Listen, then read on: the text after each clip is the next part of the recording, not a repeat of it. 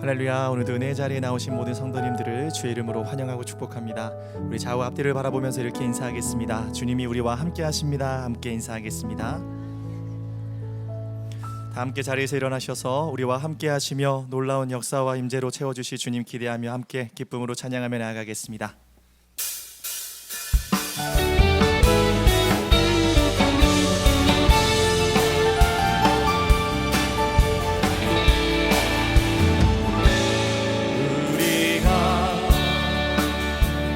걷는 이 길을 보기에 좁고 험하며 장르이 매우 적어서 외롭지만 이 길 끝에는 우리 주님이 계셔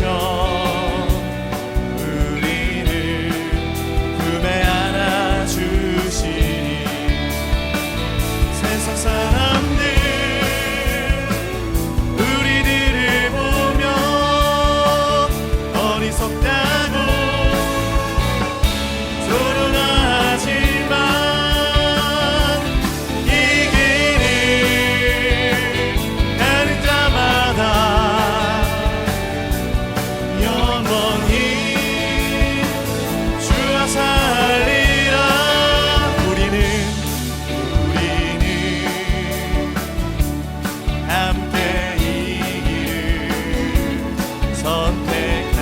형제자매요 영원한 주의 나라의 백성이기에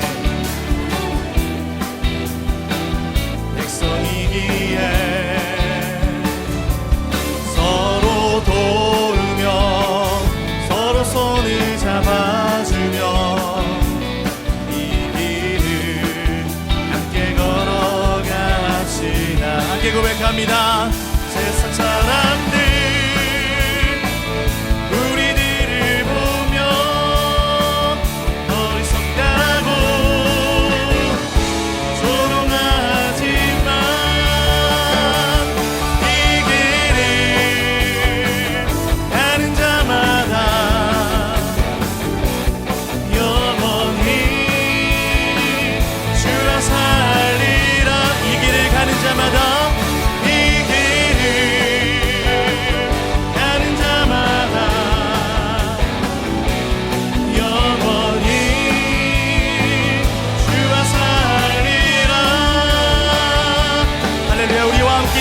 하시는 승리의 하나님, 능력의 하나님을 찬양합니다. 주님 홀로 높임 받아 주시옵소서. 아멘.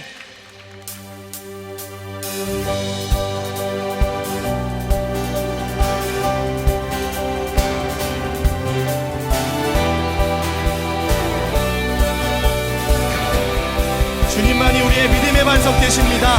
이 시간 믿음의 눈을 들어 주님 바라볼 때 우리 안에 놀라운 기적의 역사를 이루실 주님을 찬양합시다.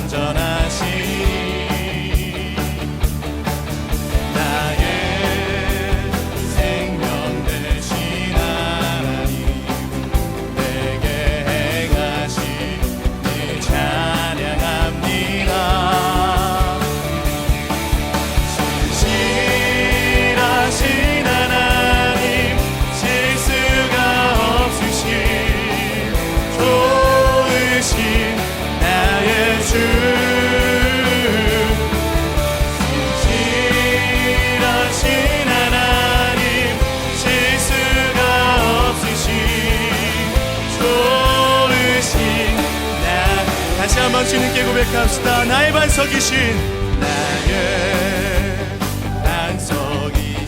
하나님, 행하신 모든 것 완전하시니. 아멘.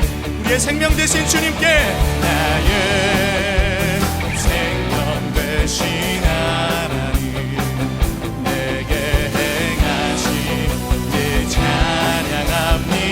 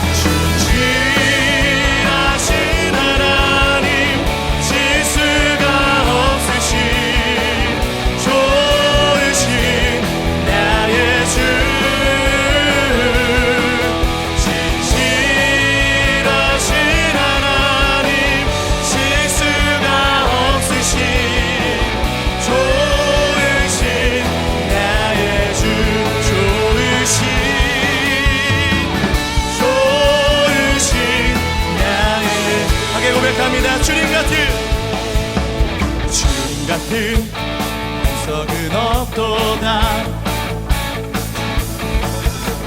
찬양받기 합당하신 이를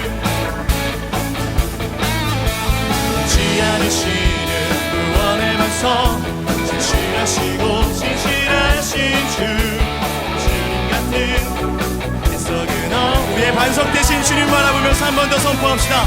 주님 같은 해석은 없도다.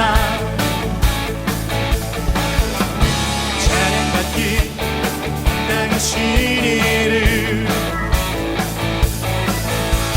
지 않으시는 구원의 방성, 진실하시고 진실하신 주님 같은 해석은 없도다.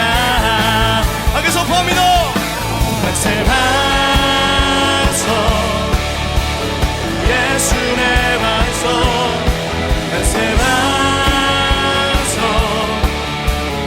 예수 내 반석, 만세 반석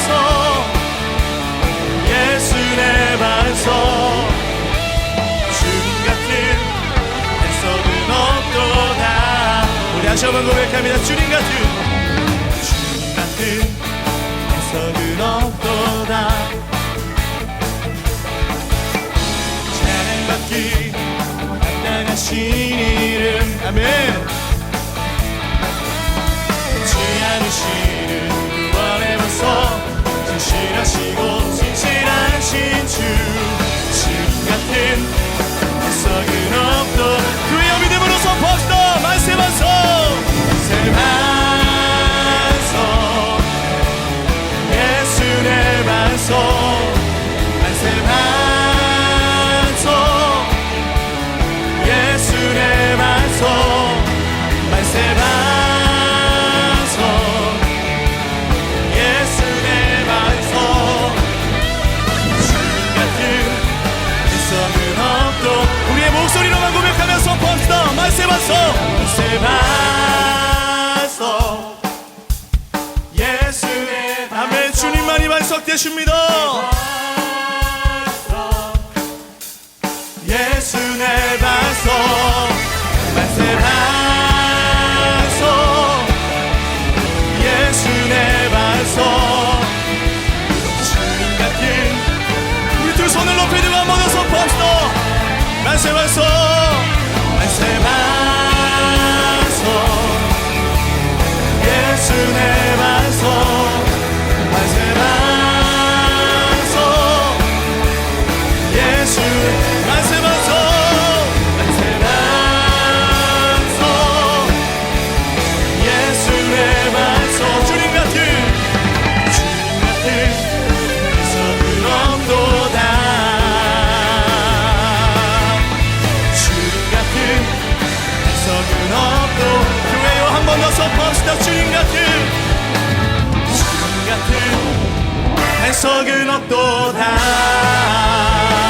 할렐루야. 우리의 믿음의 반석이 되시며 우리의 견고한 믿음의 능력이 되시는 존귀하신 주님을 찬양합니다. 우리 삶에 그렇게 일하실 주님께 더 큰 박수로 영광 올려드립시다. 할렐루야. 네. 우리 자리에 앉아서 그저 주님 찬양하겠습니다.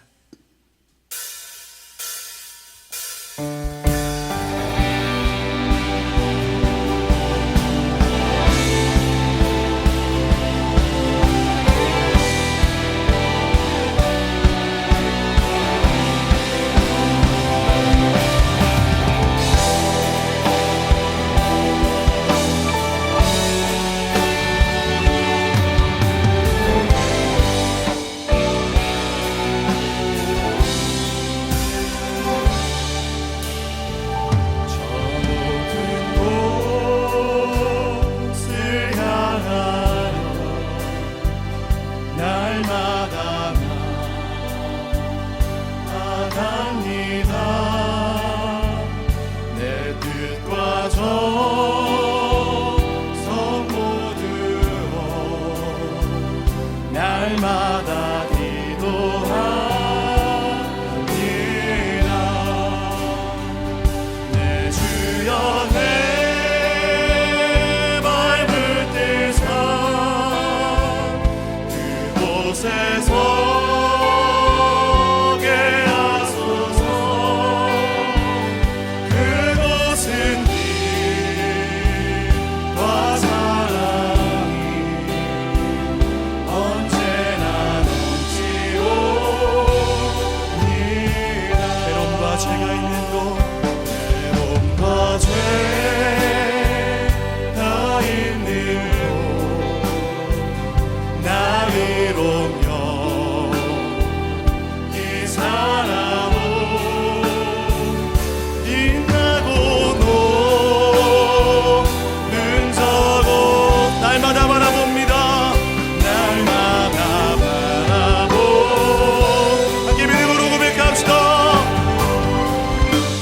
주여 내 말 붙드사 그곳에서 내하소서. 그곳은 빛과 사랑이 언제나 넘치오니. 내 주여 내 발 붙드사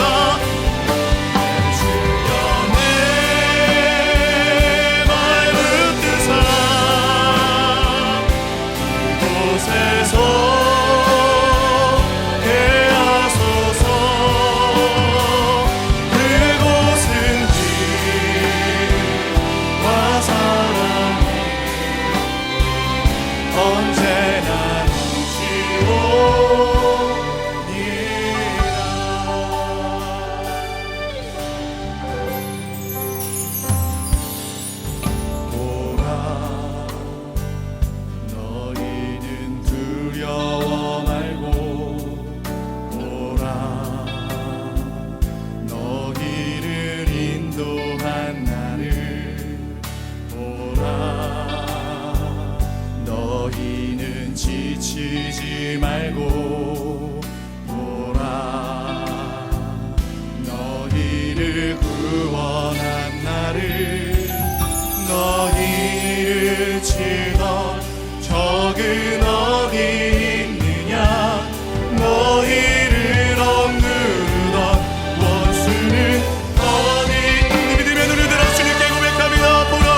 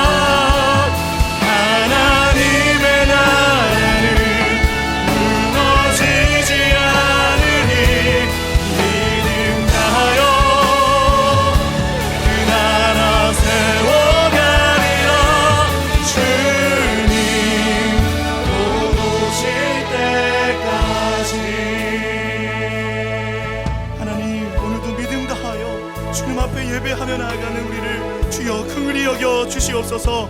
성령의 생기가 오늘 말씀이 선포되는 가운데 우리 안에 강력히 임하게 하여 주시옵소서. 우리도 살아 역사하시는 주님을 경험할 수 있는 예배 현장이 될 수 있도록 역사해달라고 시간 우리 마음을 모아서 한 목소리로 기도하며 나아가겠습니다. 존귀하신 하나님, 주님을 찬양합니다. 예배 가운데 임재하여 주시며 주님의 거룩한 호흡과 주님의 그 성령의 일하심이 오늘 우리 가운데 가득하게 하여 주시옵소서. 주님을 보게 하여 주시고 주님의 영광을 하나님 우리가 선포하며 나아갈 때 우리 안에 행하시고 역사하시는 주님의 임재를 우리가 강하게 보게 하여 주시옵소서. 말씀으로 이 세상을 창조하시며 말씀으로 온 우주 만물을 붙잡고 다스리시는 주님께 모든 찬양과 영광과 존귀를 올려드립니다. 세상의 환호성과 사람들의 인정을 뒤로하고 오직 하늘로부터 임하는 주의 말씀을 듣기 위해서 주의 보좌 앞으로 나아갑니다. 하나님, 갈급한 우리의 영혼의 귀에 말씀으로 채워 주옵소서. 우리의 영혼의 눈에 믿음을 허락하여 주옵소서. 우리 인생의 고난의 폭풍이 몰려오는 상황 속에서도 오늘 예배를 통해서 말씀을 통해서 무한한 능력의 하나님 아버지의 품속에 안기게 하여 주옵소서. 그래서 그 아버지의 능력의 말씀으로 세상에 줄 수도 없고 할 수도 없는 평강을 누리게 하여 주옵소서. 아버지와 눈을 마주치며 우리를 비난의 눈으로 조롱의 눈으로 바라보았던 세상과 사람으로 인한 상처를 치유하여 주옵소서. 지난 한 주간 세상 속에서 살아갈 때 우리를 살리며 자유케 하는 성령의 음성에 민감하게 반응하지 않고 우리를 파멸시키며 죄의 노예가 되게 하는 육신의 정욕과 안목의 정욕, 이상의 자랑에 몸과 마음을 빼앗기며 살았던 죄를 그리스도의 보혈로 덮어 주시옵소서. 순간적으로 죄의 짐을 덜기 위한 후회가 아니라 마음을 찢고 마음과 행동에 죄로부터 영적인 유턴이 있는 회개를 하게 하여 주옵소서. 예수의 보혈을 의지하고 거룩한 지성소에 설 때에 좌로나 우로나 치우치지 않고 좁고 힘들지만 주님께서 기뻐하시는 제자의 길을 걸어갈 수 있는 영적인 선택의 힘과 실천의 능력을 허락하여 주옵소서. 영적으로 없는 이 세대 속에서 입술로만 주여 주여 하지 않고 삶의 예배를 드리게 하여 주옵소서. 우리의 몸을 거룩한 산 제사로 주님께 온전히 드리게 하여 주옵소서. 하나님, 주님의 몸된 새로운 교회를 이 땅 가운데 세우시고 성령을 갑절로 부으셔서 축복해 주시니 감사합니다. 새로운 교회 2020년에 주님께서 예배하신 모든 기적들을 믿음으로 이 땅 가운데 풀어지게 하며 성도 한 사람 한 사람이 더 이상 기적을 멀리서 바라보는 자가 아니라 그 기적의 주인공이 되어지게 하여 주옵소서. 새로운 교회 세상에 하나님의 살아계심을 보여줌으로써 이성과 합리적인 사고가 우상이 된 이 땅 가운데 주의 나라와 그리스도의 계절에 오게 하는 주님께서 꿈꾸시는 그 교회가 되어지게 하여 주옵소서. 오늘 특순의 성령께서 운행하여 주셔서 성령의 감동과 치유가 나타나게 하여 주시고 CS멘티 한 분 한 분이 말씀을 배우고 먼저 그 말씀을 살아낸 후에 말씀을 가르치는 하나님의 리더로 성장하게 하여 주옵소서.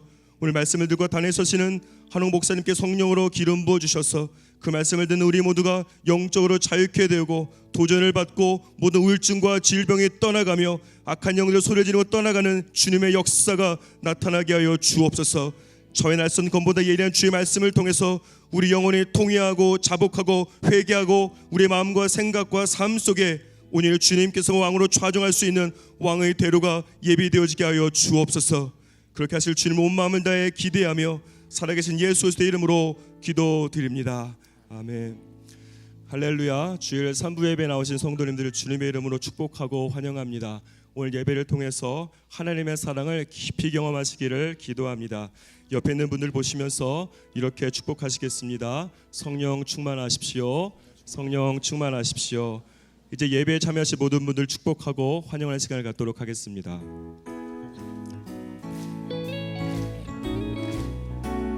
서로를 바라보며 축복하겠습니다. 축복합니다. 주님의 이름으로 축복합니다. 주님의 사랑으로 이곳에 모인 주의 거룩한 자녀에게 주님의 기쁨과 주님의 사랑이 충만하게 충만하게 넘치기를.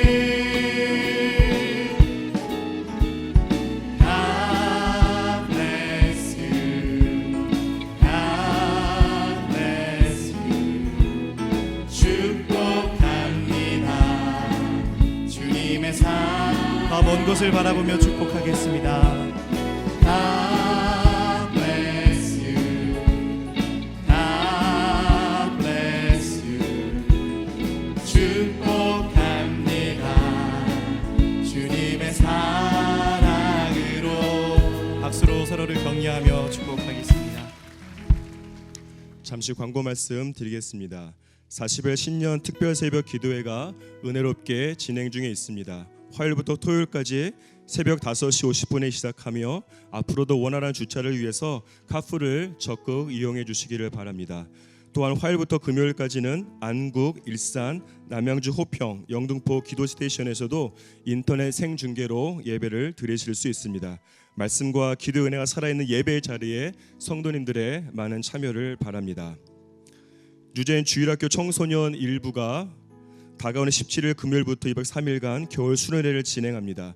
자세한 내용은 주보를 참고해 주시기를 바라고 우리의 다음 세대 청소년들에게 평생 잊지 못할 귀한 은혜의 시간이 될 수 있도록 성도님들의 뜨거운 기도를 부탁드리겠습니다. 유재인 주일학교에서 성경을 기반으로 암송과 놀이와 훈련을 통해서 다음 세대와 가정을 든든히 세워가는 복음 중심의 프로그램 어와나를 섬길 교사를 모집하고 있습니다. 어와나 사역을 함께 하실 수 있는 교사는 반드시 교육 일정을 이수해야 섬길 수 있는 자격이 주어집니다. 자세한 내용은 주보를 참고해 주시고 어와나 사역에 함께 하실 성도님들의 지원을 부탁드립니다. 기독교 기초 교리를 1:1 쉽게 배우는 CES에서 멘티를 모집하고 있습니다. 교회 공동체에 소속되어서 순예배 성실하게 참여하는 성도님들께서는 4월부터 7월까지 진행되는 멘토링 과정에 많은 지원을 바랍니다.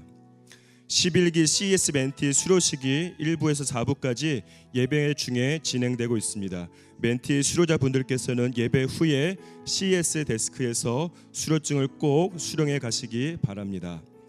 결혼교실에서 2월과 3월 가정에 신청자를 모집하고 있습니다. 결혼교실은 성경적 결혼관의 틀을 형성하고 하나님이 원하시는 아름다운 가정을 만들 수 있도록 양육하는 프로그램입니다. 결혼이 확정된 예비 부부와 결혼 후 1년 이내에 신혼 부부들의 많은 지원을 바랍니다. 아름다운 찬양으로 주님께 영광을 올려드리는 여성 중창팀에서 사역 팀원을 모집하고 있습니다. 공동체 활동에 성실하게 참여하고 특별히 찬양의 은사가 있는 성도님들의 많은 지원을 바랍니다. 또한 아름다운 월십으로 주님께 영광을 올려드리는 새벽 월십팀에서 사역 팀원을 모집하고 있습니다. 온 몸을 다해서 하나님을 찬양하기 원하시는 대학, 주니어 청년, 청년 공동체 지체들의 많은 지원을 바랍니다. 2019년 연말 정산을 위한 기부금 증명서를 새로운교 홈페이지를 통해서 직접 출력하시거나 안내 데스크에서 신청하신 후에 직접 수령해 가실 수 있습니다. 연말 정산 신청서를 작성하실 때에는 꼭 이름 뒤에 생년월일을 기재해 주시기 바랍니다. 자세한 사항은 주보와 홈페이지를 참조해 주시기를 바랍니다. 담임 목사님의 추천 도서 남자는 무슨 생각을 하며 사는가를 소개합니다. 아들로, 남편으로, 아버지로 그리고 사회인으로 살아가는 남자의 삶을 다루고 있고 남자로 최선의 삶을 살도록 도와주는 책으로 남녀 모두 서로를 깊이 이해할 수 있도록 돕는 책입니다. 모바일 서점에서 구매하실 수 있습니다. 한 성도님께서 정전기 방지제를 플로잉해 주셨습니다. 예배 후에 나가실 때 필요하신 분들은 하나씩 받아가시기 바랍니다. 이제 CS 수료자들의 특순 후에 한옥 목사님께서 하나님의 말씀 전해주시겠습니다.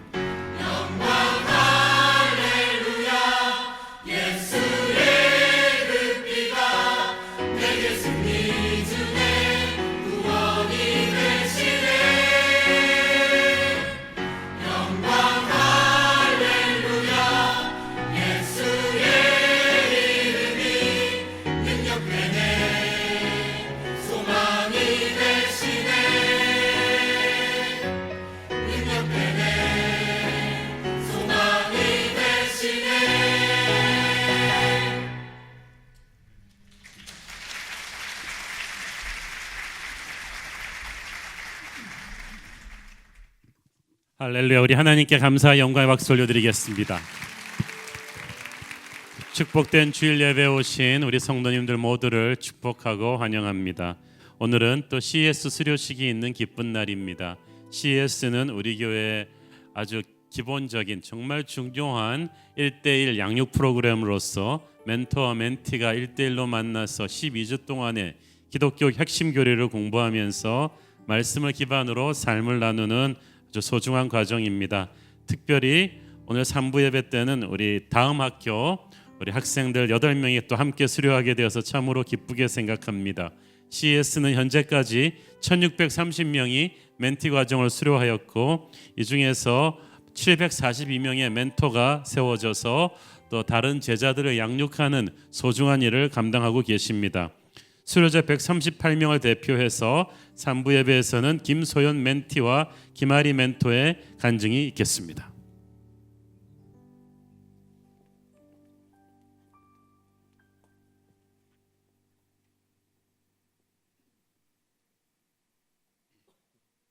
안녕하세요. 김소연 멘티입니다. 미국 유학생활 중 하나님을 처음 만나게 된 중학교 1학년, 저는 주님을 제 인생 1순위로 모시며 베드로처럼 주를 위해 살고 주를 위해 죽겠다고 자신만만하게 소리쳤습니다. 3년 동안 예수님을 따라다니며 온갖 기적을 보고 체험한 12제자처럼 참 감사하게도 10대의 저는 하나님의 크고 놀라운 기적들을 많이 경험했습니다. 그래서 처음 신앙생활을 했을 때는 전지전능하신 하나님을 따르면 승리와 기쁨이 가득한 꽃길만을 걷게 될 줄 알았습니다. 그런데 제가 생각했던 하나님과 제 삶에 살아서 역사하신 하나님은 달랐습니다. 저의 기대와는 다르게 하나님을 믿어도 여전히 제 삶에는 어려움들이 계속되었으며 내가 원하고 바라는 어떤 소원들은 오랜 시간 구하고 기도해도 이루어지지 않았습니다. 결국 예수님을 부인하고 다시 업으로 돌아갔던 베드로처럼 실망에 지친 저는 4년 전 하나님을 처음 만나고 경험했던 미국 유학생활을 접고 한국을 돌아왔습니다. 다시 고기잡이가 된 베드로처럼 평범한 학생으로 살면서 마음 깊은 곳에 자책감과 죄책감에 시달리며 살아왔습니다. 하지만 슬픈 마음으로 고기를 잡고 있는 베드로를 찾아와 먹이시고 회복시켜 주신 부활하신 예수님은 2019년 CES를 통해 다시 저를 찾아오셨습니다. CES를 통해 하나님께서 예수님을 이 땅에 보내주시고 또 십자가에 죽게 하셔서 우리를 살리시는 구원의 섭리와 사랑이 얼마나 크고 놀라운지 다시 생각하게 되었습니다. 그리고 복음 하나만 있다면 세상 다른 어떤 것도 필요 없다는 것도 깨닫게 되었습니다.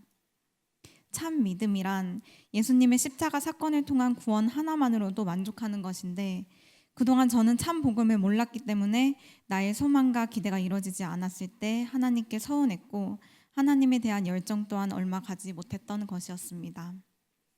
그동안 저는 하나님께 제 소원을 아뢰고 세상의 복을 달라고 구했는데 하나님께서는 제게 예수님을 주셨습니다. 제가 예수님을 참으로 만나고 나니 제가 구했던 그 모든 것들은 부수적인 것이었고 오직 예수님만이 저의 참 필요이시며 제게 참 기쁨과 만족을 주시는 분이라는 사실을 깨닫게 되었습니다. CES를 통해 복음을 바로 알게 되니 제 안에 하나님에 대한 열정이 다시 불타오르기 시작했습니다. 부활의 예수님을 만나고 참 사역을 시작한 베드로처럼 저는 4년 만에 다시 학교에서 전도를 위해 힘쓰기 시작했고 임종의 자리에 계셨던 할아버지께 멘토님과 함께 복음을 전하며 열심과 진심으로 또 교회의 수원들에게도 하나님의 놀라운 능력을 나누고 전하게 되었습니다. 하나님에 대한 열정이 회복되니 활력과 기쁨을 얻게 되고 또 주로 인해 기뻐하는 하루하루를 살게 되었습니다. 제가 CES를 통해 참 복음을 깨닫고 부활을 경험했듯 이제는 멘토로서 이 세상을 이기는 예수님의 놀라운 십자가의 능력과 그 부활 그리고 하나님의 생기를 전하고 싶습니다. CES를 통해 로뎀나무 아래 낙심하고 있는 저를 다시 찾아와 먹이시고 소생시키신 하나님께 그리고 멘토님께 감사 인사를 드리고 싶습니다. 감사합니다.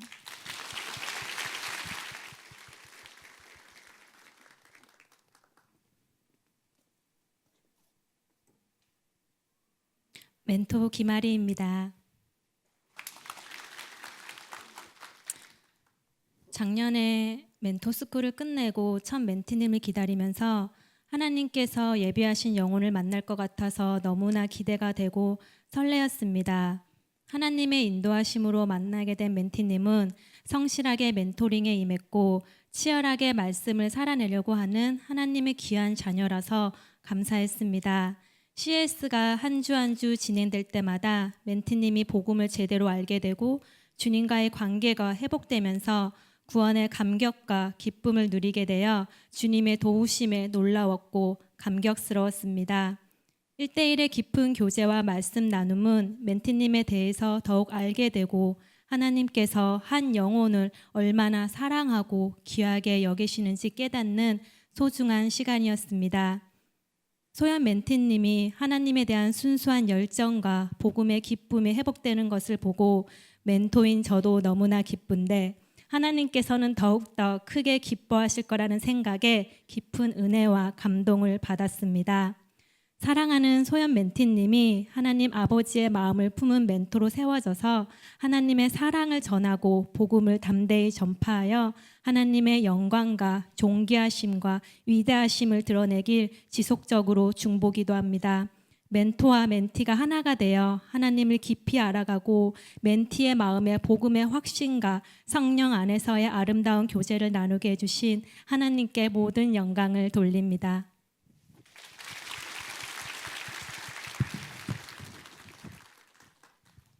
예, 감사합니다. 우리 수료자 대표에서 우리 김소연 자매님에게 수료패 전달하도록 하겠습니다.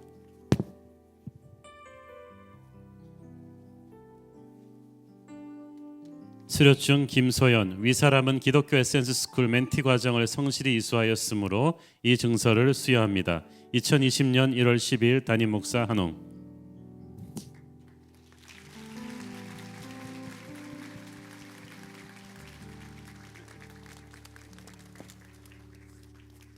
우리 수고하신 멘토 멘티분들 모두에게 한번 우리 축복성으로 축복하겠습니다. 손을 내밀어 고백하겠습니다. 하나님께서 당신을 통해 내 마른 땅에 샘물 나게 하시니를 가난한 영혼 목마른 영혼 당신을 통해 주 사랑 알기 원하네. 다시 한번 박수로 격려하겠습니다. 예, 제가 이분들 위해서 한번 기도하겠습니다. 사랑하는 아버지, 12주 동안 시간과 정성을 투자해서 말씀을 가지고 만난 멘토와 멘티들을 축복하시고 이들의 만남을 통하여 수많은 복음의 씨앗이 열방으로 흘러나가게 하여 주옵소서. 예수님 이름으로 기도했습니다. 아멘. 수고하셨습니다. 감사합니다.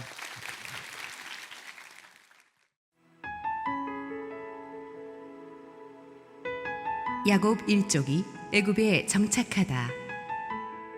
창세기 47장 1절에서 12절, 27절에서 31절 말씀입니다. 요셉이 바로에게 가서 고하여 이르되 내 아버지와 내 형들과 그들의 양과 소와 모든 소유가 가나안 땅에서 와서 고센 땅에 있나이다 하고 그의 형들 중 5명을 택하여 바로에게 보이니 바로가 요셉의 형들에게 묻되 너희 생업이 무엇이냐? 그들이 바로에게 대답하되 종들은 목자이온데 우리와 선조가 다 그러하니이다 하고 그들이 또 바로에게 고하되 가나안 땅에 기근이 심하여 종들의 양떼를 칠 곳이 없기로 종들이 이곳에 거류하고자 왔사오니 원하건대 종들로 고센 땅에 살게 하소서. 바로가 요셉에게 말하여 이르되 내 아버지와 형들이 내게 왔은즉 애굽 땅이 내 앞에 있으니 땅의 좋은 곳에 내 아버지와 내 형들이 거주하게 하되 그들이 고센 땅에 거주하고 그들 중에 능력 있는 자가 있거든 그들로 내 가축을 관리하게 하라. 요셉이 자기 아버지 야곱을 인도하여 바로 앞에 서게 하니 야곱이 바로에게 축복하며 바로가 야곱에게 묻되 내 나이가 얼마냐? 야곱이 바로에게 아뢰되 내 나그네 길의 세월이 130년이니이다. 내 나이가 얼마 못되니 우리 조상의 나그네 길의 연조에 미치지 못하나 험악한 세월을 보내었나이다 하고 야곱이 바로에게 축복하고 그 앞에서 나오니라. 요셉이 바로의 명령대로 그의 아버지와 그의 형들에게 거주할 곳을 주되 애굽의 좋은 땅 라암셋을 그들에게 주어 소유로 삼게 하고 또 그의 아버지와 그의 형들과 그의 아버지의 온 집에 그 식구를 따라 먹을 것을 주어 봉양하였더라. 이스라엘 족속이 애굽 고센 땅에 거주하며 거기서 생업을 얻어 생육하고 번성하였더라. 야곱이 애굽 땅에 17년을 거주하였으니 그의 나이가 147세라. 이스라엘이 죽을 날이 가까우매 그의 아들 요셉을 불러 그에게 이르되 이제 내가 내게 은혜를 입었거든 청하노니 내 손을 내 허벅지 아래에 넣고 이레와 성실함으로 내게 행하여 애굽에 나를 장사하지 아니하도록 하라. 내가 조상들과 함께 눕거든 너는 나를 애굽에서 메어다가 조상의 묘지에 장사하라. 요셉이 이르되 내가 아버지의 말씀대로 행하리이다. 야곱이 또 이르되 내게 맹세하라 하매 그가 맹세하니 이스라엘이 침상머리에서 하나님께 경배하니라. 기도하시고 하나님 말씀 보겠습니다. 사랑하는 아버지, 오늘도 부족한 종을 감추시고 오직 우리 주님 홀로 영광 받아 주시옵소서. 예수님 이름으로 기도했습니다. 아멘. 지난주 본문에서 우리는 야곱과 요셉의 22년 만에 감격적인 부자 상봉 장면을 살펴보았습니다. 사랑하는 이 요셉이 죽은 줄만 알고 살았던 22년은 야곱에게는 너무나 고통스러운 시간이었습니다. 게다가 천하를 휩쓴 대흉년으로 인해서 온 가족이 굶어 죽기 일보 직전까지 갔으니까 가장으로서 야곱은 인생 최악의 위기를 겪어냈습니다. 그렇지만 그 엄청난 대흉년으로 인해서 또 야곱 일가족이 요셉과 다시 만나게 되었습니다. 그러니까 우리 눈에 보기에는 엄청난 고난이 실은 전혀 예상치 못했던 축복으로 가는 또 디딤돌이 될 수도 있습니다. 그렇게 하나님의 은혜로 야곱과 요셉이 다시 만나게 되었고 요셉을 만남으로 인해서 야곱 일가족 70명은 이제 굶어 죽을 걱정이 없는 애굽으로 이민 올 수 있게 되었습니다. 야곱과 요셉의 재회는 야곱의 슬픔이 씻어지면서 요셉의 꿈이 이루어진 것이었습니다. 요셉의 꿈은 단순히 높은 사람 되어서 형들의 절을 받는 것이 아니었습니다. 요셉으로 인하여 야곱 가족 전체가 대흉년으로부터 구원받는 것이고 장차 이스라엘 민족을 이룰 12지파가 완성되는 것이 바로 하나님이 주신 요셉의 꿈이었습니다. 고난 중에 있던 요셉이었지만 하나님이 함께 하심으로 광야 가운데서도 형통했습니다.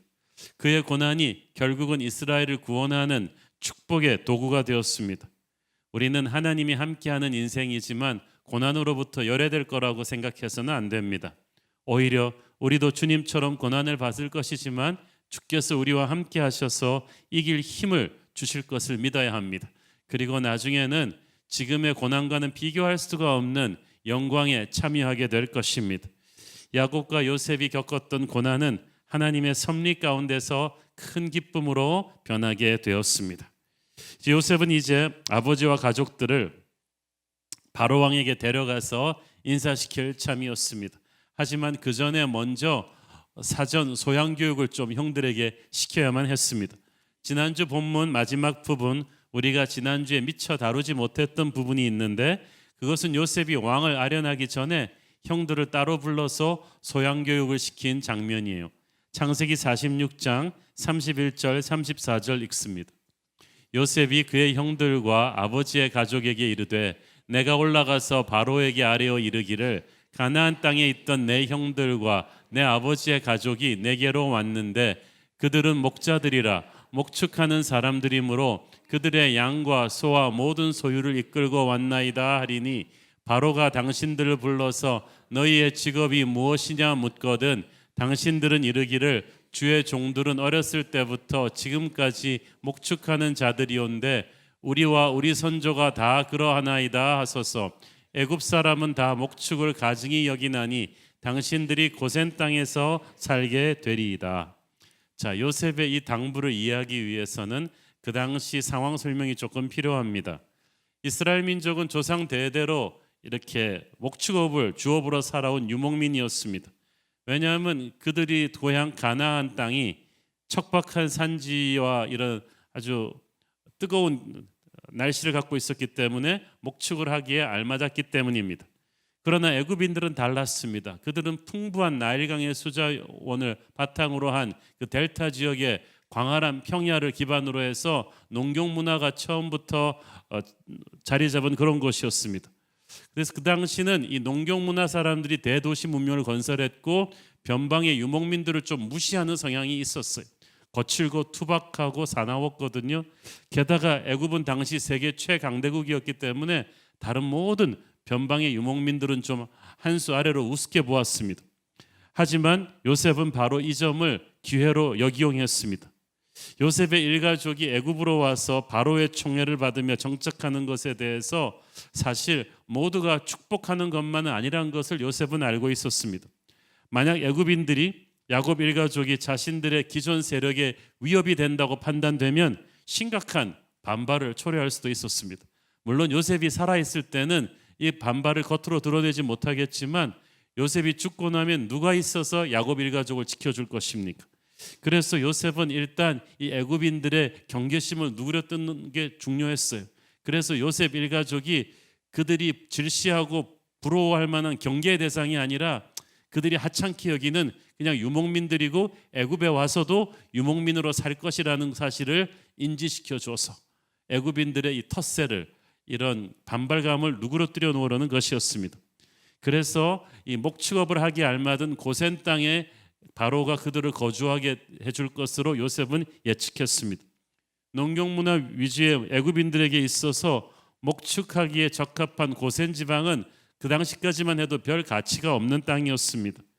하지만 목축업을 주로 하는 이스라엘 민족에게는 좋은 땅이죠. 물론 그 당시 애굽을 대흉년에서 구원한 요셉 총리 대신에 대한 모두의 존경심이 있었기 때문에 바로는 애굽의 어떤 좋은 땅도 요셉에게 가지라고 했고 요셉이 선택했다면 가장 노른자 평야지대를 택했어도 주었을 것입니다. 그런데 지혜로운 요셉이 자기에게 백지수표가 주어졌을 때 조심합니다. 제가 아는 한 교포 목사님이 계셨는데 이분이 오랜만에 안식오를 받아서 서울을 방문하게 되었어요. 저는 안식오를 하면 미국을 가는데 그분은 서울을 와요. 근데 올해 서울에 있어야 되는데 호텔값도 비싸고 하니까 좀 싼 값에 올해 서울에 기거할 곳을 찾는데 마침 미국서부터 알고 지냈던 분이 서울에 나와 살고 계셨는데 마침 그 기간 동안에 장기간 해외 출장을 가게 되었어요. 그래서 목사님한테 자기 아파트 키를 드렸어. 좋은 아파트예요. 목사님 그냥 목사님 집이라고 생각하고 편하게 쓰세요. 그런데 어디 그런가요? 집이 들어가보니까 너무 깨끗하고 좋은데 거기 들어가서 뭐 목사님이 자기 집이라고 생각하고 정말 아무데나 빨래 걸어놓고 막 그러겠어요? 호텔보다 더 조심스럽더래요. 깨끗하게 정리하고 청소하면서 조심스럽게 그 집을 썼다고 합니다. 상대가 내게 호감을 가지고 백지수표를 줄 때 거기에다가 액수를 잘 써야 돼요. 절제하고 겸손해야만 하는데 요셉이 바로 그 지혜가 있었어요.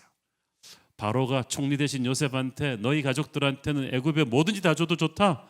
좋은 땅을 줘라 그랬는데 요셉이 아주 지혜롭게 애굽의 노른자의 땅을 피해서 수도로부터 좀 떨어져 있는 고센 지방 목축지를 선택해서 가나안 땅에서 하던 이 목축업을 계속하고 살도록 그렇게 해 주었던 거예요.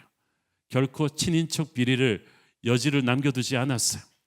굉장히 지혜로운 절제와 겸손이 아닐 수 없습니다.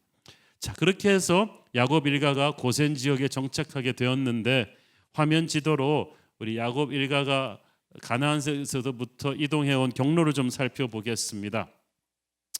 우리가 알다시피 세겜에 야곱이 살았죠. 요셉은 도단까지 갔다가 거기서 형들한테 노예로 팔려서 애굽까지 끌려온 것이고 야곱은 아마 이제 요셉을 만나려고 세겜에서부터 모든 일가족이 짐을 싸서 남하해서 브엘세바까지 와서 지난주에 브엘세바 배웠죠. 거기서 예배를 드리고 계속해서 왔는데 아마 여기가 그 당시 이집트의 수도였어요. 고센은 거기서 조금만 더 떨어진 이쪽 지역이었죠. 자, 중요한 것은 여기서부터 여기까지 거리가 640km 정도 됩니다. 서울 부산 거리가 한 500km가 잘 안 되기 때문에 굉장히 서울 부산보다 먼, 차로 아마 고속도로로 달리면 8시간이면 올 수 있지만 그 당시는 그런 게 없으니까 사막 먼지길로 이렇게 양떼까지 다 거느리고 오려면 천천히 이동할 수밖에 없으니까 한 2달은 걸려서 오는 그 길을 와서 일단 요셉이 가족들을 여기서 만나서 그 다음에 이제 바로 왕과 여기서 대면하게 되는 것입니다. 하나님께서 중요한 것은 이 고센 땅이 애굽의 수도와 떨어져 있는 곳이었다. 안전거리가 확보되어 있었다. 그것도 요셉의 지혜입니다. 이스라엘 사람들은 그렇기 때문에 애굽 사람들로부터 정치적으로, 경제적으로, 종교적으로 이렇게 딱 거리를 두고 있을 수 있기 때문에 애굽 문화에 동화되지 않을 수 있었어요. 요셉이 형들을 딱 보니까 이 시골 촌놈 형들이 거기 딱 들어가면 애굽 문화 한복판에 살면 금방 세속화될 가능성이 농후했거든요. 그래서 애굽에 살지만 애굽의 중심가로부터 떨어짐으로 말미암아 자신들의 신앙을 지키고 살 수 있도록 한 거예요.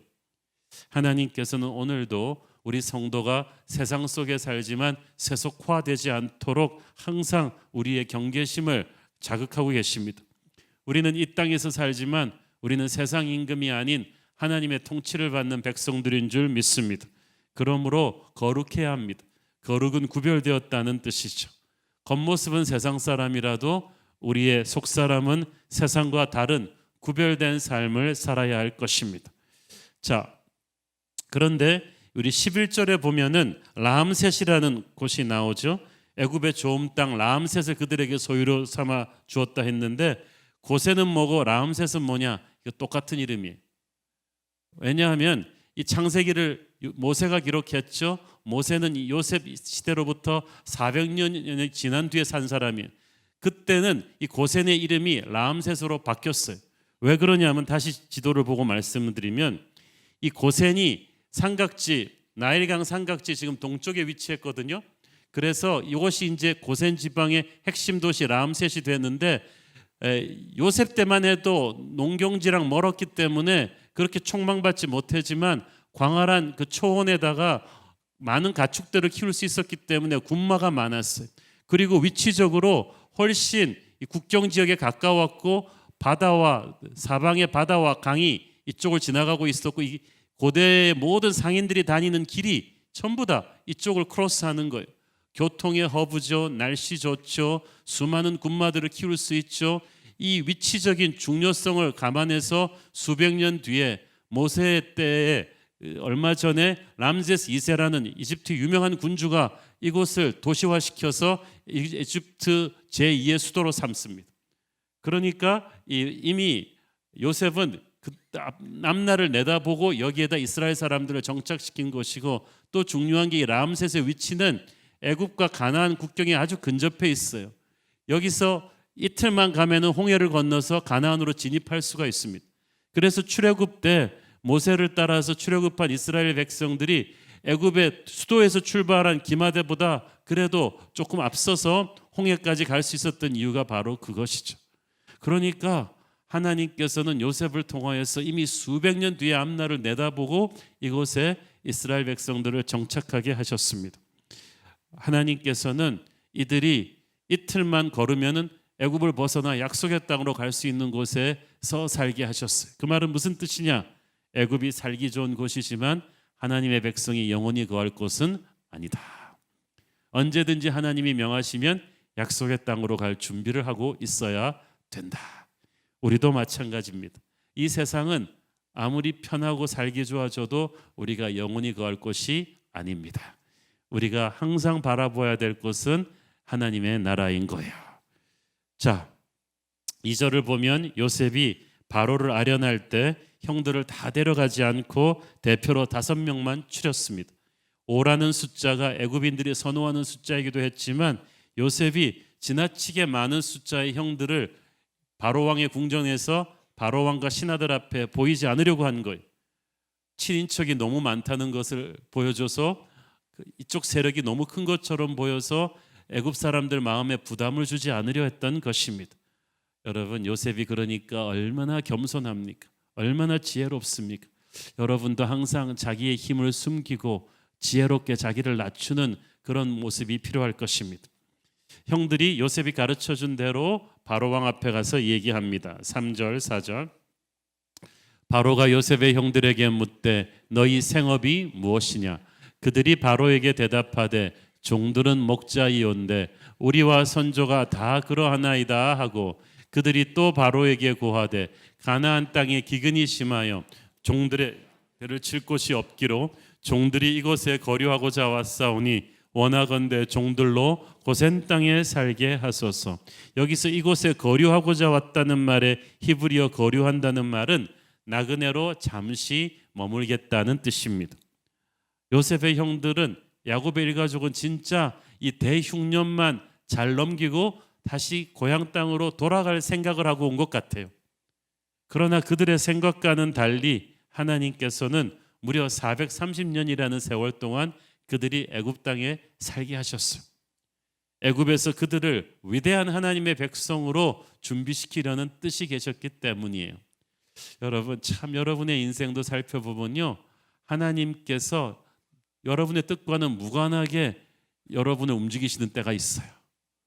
평생 직장이라고 생각했는데 금방 망해서 또 딴 데로 옮겨야 될 때가 있고, 오래 있지 않으려고 그냥 잠깐 있다 가려고 그 동네로 이사했는데 거기서 뭐 한 반평생을 있게 되는 경우도 있고 그래요. 저도 그렇습니다. 20여 년 전에 저는 미국서 교포로 살다가 한국 교회에 와서 한 2, 3년 한국 교회 목회를 배우고 다시 LA 쪽으로 돌아가서 교포 목회를 하면서 그 미국 신학교 교수를 하면서 그렇게 살 줄 알았는데, 하나님께서 2, 3년 생각하고 왔던 한국에 2년, 3년, 5년, 10년이 가게 하시더니 교회까지 개척하게 해주실 줄 누가 알았겠습니까? 참으로 하나님의 뜻을 우리는 짐작조차 할 수 없습니다. 우리는 우리의 의지가 아닌 하나님의 섭리대로 살아가는 인생인 줄 믿습니다. 5절 6절 읽습니다. 바로가 요셉에게 말하여 이르되 네 아버지와 형들이 네게 왔은즉 애굽 땅이 네 앞에 있으니 땅의 좋은 곳에 네 아버지와 네 형들이 거주하게 하되 그들이 고센 땅에 거주하고 그들 중에 능력 있는 자가 있거든 그들로 내 가축을 관리하게 하라. 모든 것이 요셉의 예측대로 되었는데 한 가지 예상치 못했던 변수, 바로 왕이 요셉의 형들로 하여금 궁중에 있는 왕의 가축을 관리하는 일을 맡긴 것입니다.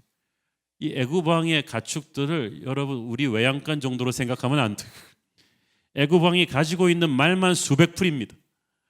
전국 최고의 말들이 있고 전국에서 올라온 수많은 진귀한 동물들이 있죠.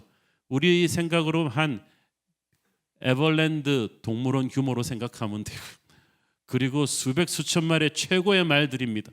그러니까 왕실의 엄청난 재산이잖아요. 그 당시는 말이 차고 비행기인데, 그러니까 그것을 관리할 책임을 주었다는 것은 왕과 왕족들이 항상 거기로 드나들 것이고, 그렇기 때문에 아무도 요셉의 가족들을 함부로 하지 못할 거라는 거예요. 안정적인 수입원과 함께 왕이 특별한 은총을 그 짭을 줌으로써 요셉 가족에게 보장해 준 거예요. 요셉이 처음엔 절대로 왕에게 요청하지도 않았던 것을 왕이 플러스 알파로 해줬어요. 이것은 하나님의 선물입니다.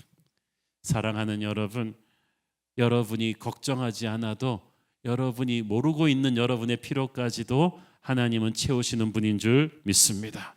야곱 일가족이 애굽에 와서 어느 동네 학군이 좋고 어디 아파트 가서 살아야 되고 어떤 직장을 찾아야 될지 걱정하지 않았어요. 걱정할 봤자 뭐 별 소용도 없어요. 애굽에 대해서 아무것도 모르기 때문에. 하나님이 다 해주셨습니다. 빌립보서 4장 19절 말씀, 나의 하나님이 그리스도 예수 안에서 영광 가운데 그 풍성한 대로 너희 모든 쓸 것을 채우시리라. 아멘. 항상 그때그때 우리의 필요를 채우시며 우리를 최선의 길로 인도하시는 하나님을 신뢰하십시오. 그분을 찬양하십시오. 때로는 어둡고 척박한 광야 속을 지나간다 할지라도 그럴 때일수록 더욱 하나님을 신뢰해야 합니다. 아이고, 내 인생에는 언제쯤 햇볕이 들지? 그렇게 고생만 하다가 끝나는 거 아니야? 이런 오두방정의 입술을 자제하시고 말로 자기의 미래를 닫아버리지 마십시오. 사방이 캄캄하고 힘들수록 하나님이 예비하신 새벽이 온다고 선포하십시오. 주님이 나를 버리지 않을 것이고 그분이 측량 못할 은혜로 나를 인도하실 것이라고 선포하십시오. 현실을 보면 절망적이지만 하나님을 생각하면 희망이 있습니다. 하나님이 우리의 희망이시오 미래이십니다. 절대로 부정적인 말과 생각을 하지 마십시오. 하나님께서는 지금까지도 그랬듯이 앞으로도 우리를 버리지 않으실 것입니다. 복 주시고 인도하실 것입니다. 교회는 바로 하나님이 살아계셔서 하나님의 백성을 지키시는 분임을 세상에 선포하는 공동체입니다. 저는 올 한 해 우리 새로운 교회 성도 한 사람 한 사람의 삶이 그런 기적의 삶이 될 줄로 믿습니다. 세상이 여러분의 인생을 보고 하나님 살아계심을 알게 하십시오. 요셉의 형들과 바로가 마침내 만나서 이 실무적인 일들이 다 처리된 뒤에서야 요셉이 아버지 야곱을 바로 왕과 만나게 하는데, 바로 왕과 이 요셉의 아버지 야곱이 만나면서 재미있는 일이 일어나요. 7절 읽습니다. 요셉이 자기 아버지 야곱을 인도하여 바로 앞에 서게 하니 야곱이 바로에게 축복하며, 처음에 저는 이 성경 잘못 읽은 줄 알았어요. 누가 누구를 축복했다고. 근데 보니까 10절에 또 나와요. 바로와 헤어질 때 또 야곱이 바로에게 축복했어요. 황당하죠. 지금 뭐가 좀 거꾸로 된 것 같지 않아요? 야곱은 지금 아무것도 없는 아주 초라한 변방의 노인이고, 바로 왕은 아주 세련된 세계 최강대국 애굽의 절대 권력자입니다.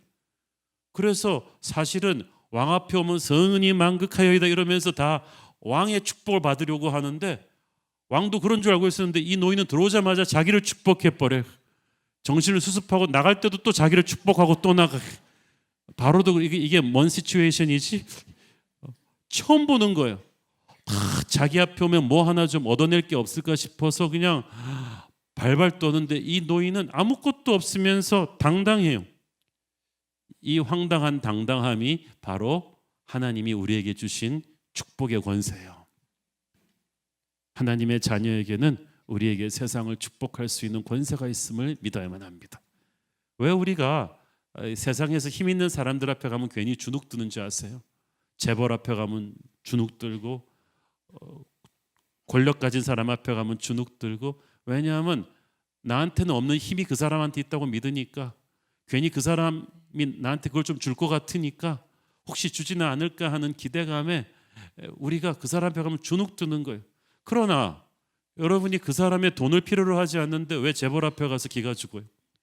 그 사람의 권력을 필요로 하지 않는데 왜 권력자 앞에 가서 기가 죽습니까? 오히려 여러분에게 그 사람에게 줄 게 있어요. 은과 금은 내게 없으나 내게 있는 건 나사렛 예수의 이름이 있는 거야. 사람들은 모르지만 이게 엄청나요. 하나님의 사람이 그곳에 있음으로 인해서 영적인 세계에서 판도가 바뀌거든요. 하나님의 사람이 믿음으로 나사렛 예수 이름으로 그곳을 축복하면 그때부터 어둠의 권세가 떠나고 하나님의 임재가 들어옵니다. 하나님의 임재가 들어오면서 마귀가 떠나가면서 성령의 기름 부으심과 천사들이 운집하기 시작하고 하나님의 역사가 일어나는 거예요. 여러분은 가진 것 없어도 그런 자신감을 가지고 세상 속에서 사십시오. 여러분이 회사에서 직급이 낮아도 일찍 출근해서 손을 펴고 당당하게 전 직원들의 데스크를 향해서 보면서 축복 기도하십시오. 사장실을 향해서도 축복 기도하세요. 사장님이 뭘 몰라서 그렇지 내 축복 기도에 따라서 회사에 명운이 걸렸다. 세상에서는 사장이 중요하지만 영적 세계에서는 축복하는 크리스천이 중요한 거야. 이 땅의 부흥과 회복은 바로 나로부터 시작된다. 그 찬양이 급뜻이에요. 저는 우리 새로운 교회 성도들이 사는 모든 동네와 가정과 직장이 여러분의 축복으로 인하여 변하기를 축원합니다. 8절 9절 읽습니다. 바로가 야곱에게 묻되 네 나이가 얼마냐? 야곱이 바로에게 아뢰되 내 나그네 길의 세월이 130년이니이다. 내 나이가 얼마 못 되니 우리 조상의 나그네 길의 연조에 미치지 못하나 험악한 세월을 보내었나이다 하고, 사실 한국 개역개정 성경 번역은 바로가 네 나이가 얼마냐, 아무리 바로 왕이지만 좀 무례하게 표현됐잖아요. 근데 히브리어 원어는 그렇게 무례하지 않아요. 당신의 삶의 연수가 얼마나 되십니까? 라는 상당히 공손한 표현입니다. 왜냐하면 아무리 변방에 보잘것없는 노인이지만 애굽을 멸망해서 구원해낸 총리 대신의 아버지란 말이에요. 하나님의 영이 이 집안에 흐른다는 걸 알고 있었어요. 그래서 범접할 수 없는 연륜을 바로도 느끼고 있었는데, 야곱이 자기 나이가 130, 자기 조상의 연배에는 미치지 못한다고 했어요. 실제 할아버지가 아브라함이 175세, 아버지 이삭이 180세를 살았죠. 그렇지만 야곱은 자신의 그 세월이 험악했었다고 말합니다. 힘들었다는 뜻이죠. 그 국제시장 주인공 말처럼 아버지 저 힘들었거든요. 딱 그 말이에요. 정말 우리가 알잖아요. 야곱은 험악한 세월을 살았죠. 과거에 쌍둥이 형을 속여가지고 장자권 빼앗은 죄로 집안에서 도망가가지고 돌베개 베면서 멀리 도망갔죠. 이역만리 타국에서 자기보다 더한 사기꾼 삼촌 밑에서 온갖 갑질을 당하면서 눈칫밥 팍팍 먹으며 20년을 살았죠. 그래도 하나님 은혜로 돈도 모으고 결혼도 해서 다시 고향 땅으로 왔는데, 와가지고 외동딸 디나가 또 성폭행 당하고 분노한 아들들이 가서 온 동네를 또 다 죽여놓고 여러 가지 우여곡절을 겪는데, 또 사랑하는 아내 라헬이 먼저 죽고, 라헬의 소설 요셉도 죽은 줄 알고 22년을 살았죠. 마침내 이제 애굽까지 왔는데 이게 자기의 마지막 정착지라고 생각이 되는 거예요. 그렇게 험악한 세월을 살았지만 중요한 것은 야곱의 인생 최고의 축복은 인생 말년에 꼽히기 시작했다는 사실입니다. 하나님은 요셉을 잃어버리고 절망처럼 죽을 날만 기다리고 있던 야곱에게 9회 말 역전 홈런을 쳐주셨어요. 모든 게 다 회복된 거예요.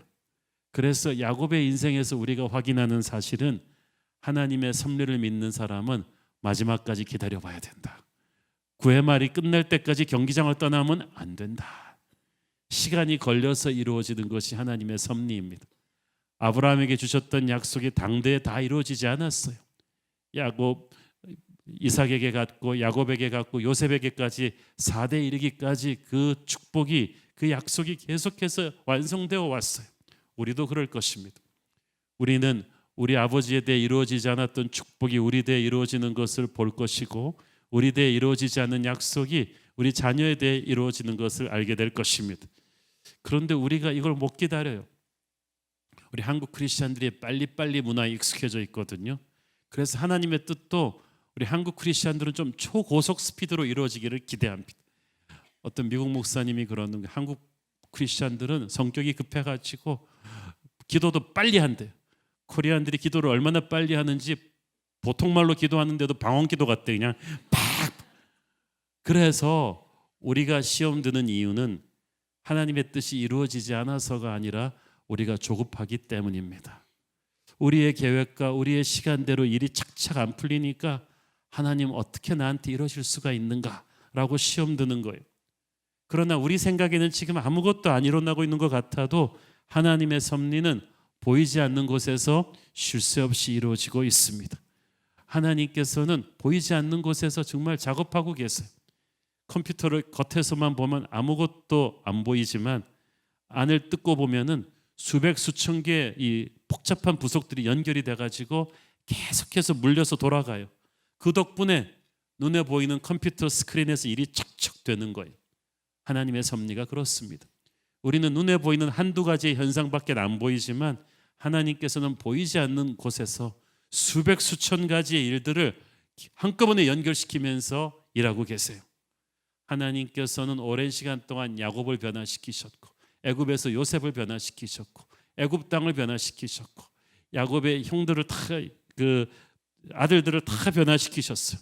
그래서 하나님의 때 이 모든 것들이 탁 만나서 역사가 이루어지지 않습니까? 그래서 우리는 기다리는 법을 배워야 합니다. 기다리는 게 힘들죠. 왜냐하면 속이 상하니까. 남들은 다 앞서가는 것 같은데 나만 뒤쳐져 있는 것 같아서 속이 상하죠. 그런데 하나님도 우리 때문에 속상하는 일이 많으세요. 왜냐하면 그릇이 준비가 돼야 축복을 담아줄 수가 있는데 우리의 믿음의 그릇이 준비가 너무 안 돼 있어요. 어떨 땐 또 상대방의 그릇이 준비가 안 돼 있어요. 그래서 하나님이 축복을 들고도 못 주시는 거예요. 그릇이 깨져 있으니까, 그릇이 망가져 있으니까. 그래서 우리는 기다리면서 해야 할 일을 하면 되는 거예요. 그분의 말씀 앞에서 더 낮아지고 더 겸손해지고 더 기도에 무릎을 꿇고 축복을 담을 연하고 부드러운 그릇으로 스스로를 준비해가는 것이 중요합니다. 우리가 할 일을 하면 하나님은 이미 일하고 계십니다. 섭리의 인생은 기다림의 인생, 기다림의 인생의 필수 요소는 믿음입니다. 하나님이 선하시다는 믿음, 능력 있으시다는 믿음, 나를 위해 일하고 있다는 믿음을 우리가 버리지 않을진데 여러분 절망하지 마십시오. 때로는 우리의 생각대로 일이 전혀 진행되지 않고 내가 깜짝깜짝 놀라는 힘든 상황이 있다 할지라도 낙담하지 마십시오. 하나님은 놀람이 없이 우리 인생을 분명하게 계획을 가지고 전진시키고 계십니다. 야곱과 요셉 부자가 이 고난을 시간을 지나오면서도 이 믿음을 버리지 않았어요. 그러니까 결국에는 축복을 받지 않습니까? 하나님께서는 온 세상이 대흉년으로 고생하는데 야곱 일가족에게는 별천지 같은 보호하심과 인도하심을 주셨어요. 그래서 모든 사람들이 밥도 못 먹고 직장도 못 찾는데 야곱 일가족은 밥도 먹고 직장도 찾게 하시고 은혜로운 땅에 거하게 하셨습니다. 마귀는 항상 우리를 세상 속에서 망하게 하려고 합니다마는 하나님의 은혜는 대흉년 가운데 야곱의 일가족을 지키신 것처럼 저와 여러분을 지키실 줄을 믿습니다. 우리는 넘어질지라도 하나님의 역사는 실패하지 않습니다.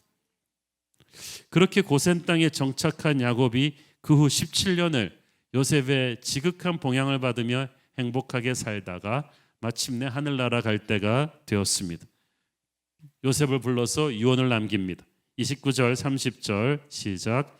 이스라엘이 죽을 날이 가까우매 그의 아들 요셉을 불러 그에게 이르되 이제 내가 네게 은혜를 입었거든 청하오더니 네 손을 내 허벅지 아래에 넣고 인애와 성실함으로 내게 행하여 애굽의 나를 장사하지 아니하도록 하라.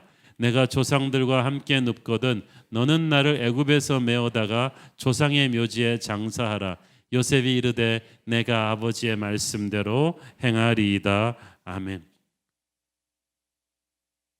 야곱은 아마 지난 17년 동안 세상적으로는 물질적으로는 자기 인생의 최고로 해피한 17년을 살았을 거예요. 완전히 가나안 촌동네에서 살다가 의리의리한 애굽 최고의 집을 아마 바로 왕이 지어줬겠죠.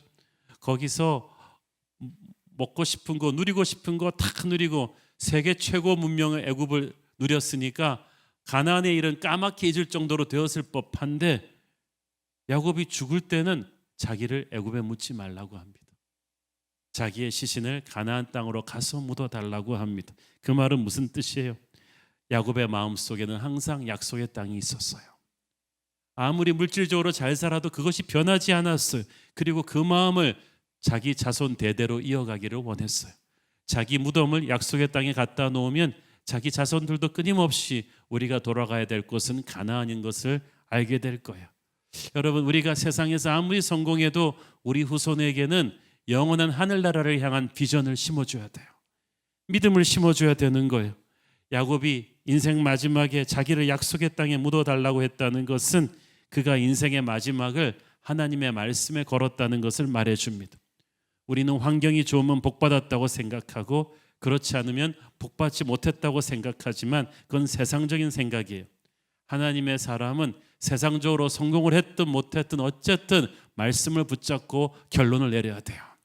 여러분 마지막에 자식들 불러가지고 애야 너를 위해서 어디 양평의 땅은 몇 평을 해놨고 아파트도 몇 개를 해놓고 이런 유언하다가 이렇게 힘들게 가지 마시고 여러분 자녀들에게 영혼을 사랑하는 믿음을 물려주세요. 기도하는 것을 보여주세요. 그 마지막 유언에서 우리는 야곱이 애굽에서 그렇게 부자로 총리 대신에 아버지로 온갖 호의호식을 누리며 살았지만 애굽의 세상 문명에 타락하지 않았다는 걸 볼 수가 있어요. 여러분도 세상 속에 살지만 세상에 타락되지 마세요. 31절을 보십시오. 야곱이 또 이르되 내게 맹세하라 하매 그가 맹세하니 이스라엘이 침상머리에서 하나님께 경배하니라. 이것이 여러분이 마지막 침상에서 자녀들에게 보여줘야 될 모습 아닌가요? 경배하는 모습, 예배하는 모습, 마지막 힘을 다해서 천국을 사모하는 찬송하는 아버지의 모습을 야곱은 보여주었던 거예요. 자기의 몸은 애굽에 있지만 마음은 늘 천국을 사모하는 그 모습을 자녀들에게 보여준 거예요. 너희들도 그렇게 살아라. 우리는 몸은 이 땅에 살지만 마음은 항상 천국을 바라보아야만 할 것입니다. 이 세상이 끝이 아니라 영원한 천국이 있다는 것을 보여주는 것이 바로 교회입니다. 그러므로 교회는 세상의 성공을, 세상의 거대하고 화려한 가치관을 가지고 살아서는 안 돼요.